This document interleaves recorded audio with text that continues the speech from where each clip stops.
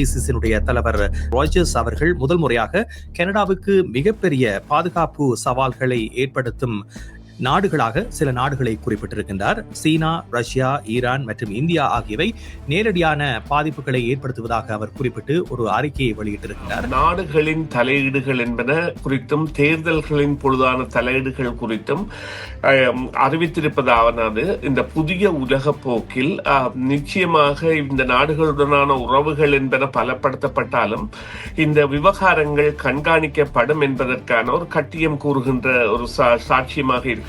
சீக்கிய தீவிரவாதம் கனடாவில் தலை தூக்க கூடாது என்கிறதுக்கான அல்லது அது கனடாவில் பிரபல்யப்படுத்தப்படுகின்றது என்பதற்கான ஒரு இலைமறை காயான தகவல்களை கூட அவருடைய உரை கொண்டிருந்தது என்றுதான் கூறணும். அதாவது கனடாவில் சகலர்களுக்கும் உரிமை இருக்கின்றது போன்ற இத்தியாதிகள். ஈரான் தனது எதிரிகளை குறிவைத்து கனடாவில் தாக்குதல்களை நடத்துவதாகவும் இது சமூக மட்டத்தில் பல்வேறு தாக்கங்களை ஏற்படுத்துவதாகவும் குறிப்பிடப்படுகிறது.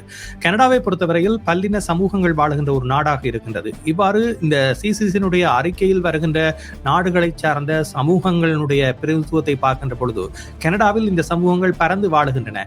இவ்வாறு ஒவ்வொரு சமூகத்துக்கும் இருக்கக்கூடிய பிளவுகள் என்பது கனடாவில் வன்முறைகளாகவும் தாக்குதல்களாகவும் மாறுகின்ற பட்சத்தில் அதனால் ஏற்படக்கூடிய விளைவுகள் என்பது ஏனைய நாடுகளோடு ஒப்பிடுகின்ற பொழுது பாரதூரமாக மாறக்கூடிய ஒரு வாய்ப்பு காணப்படுகிறது.